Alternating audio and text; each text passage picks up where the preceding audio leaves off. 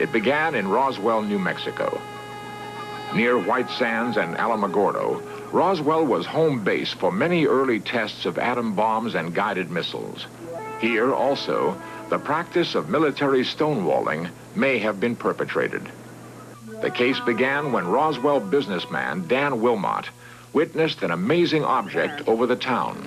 His son tells the story. This was their home in July of 1947, and it was one summer evening. They were sitting out here.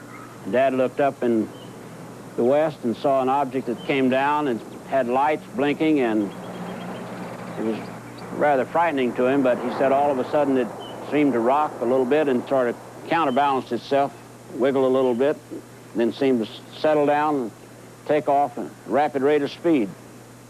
The next day, reporters heard that the Air Force had found fragments of the mystery object crashed on a remote ranch northwest of Roswell.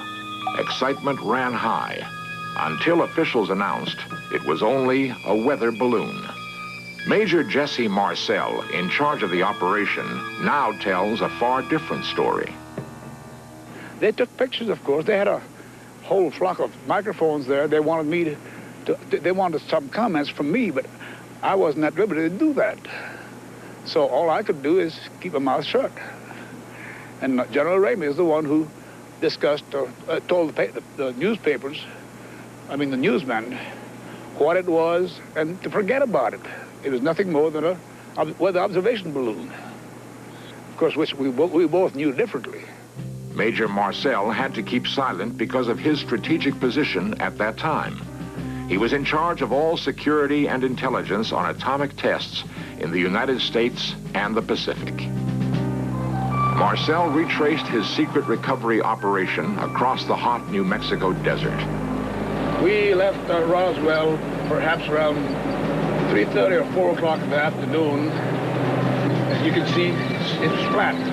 It is very difficult. In fact, with just verbal directions, we never would have found it. We had to follow the rancher out there. The crash site was so remote, it took an entire day to drive there. The following morning, we went out to the site where the crash was. And what I saw, I couldn't believe there was so much of it. It was scattered over such a vast area.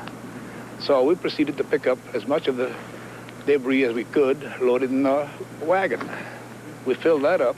It took us a good part of the day to do that, because there were such small fragments that we had to do a lot of picking. We found a piece of metal about a 1.5 to 2 feet wide and about 2 or 3 feet long. Felt like you had nothing in your hands. It wasn't any thicker than the foil out of a pack of cigarettes. But the thing about that got me is that you couldn't even bend it, you couldn't bend it. Even with a sledgehammer would bounce off of it. So I knew that I had never seen anything like that before. And as of now, I don't know what it was. There is new evidence that the FBI then got into the case with a different cover story. Lawyer Peter Gersten, searching through declassified government documents, came across a mention of the Roswell case. One of those documents related to an incident in Roswell, New Mexico, which indicated that the object which had crashed was an experimental kite. The FBI investigated the incident and determined that it was terrestrial, that it was from an organization which had been doing research in experimental kites. What did crash in this desert?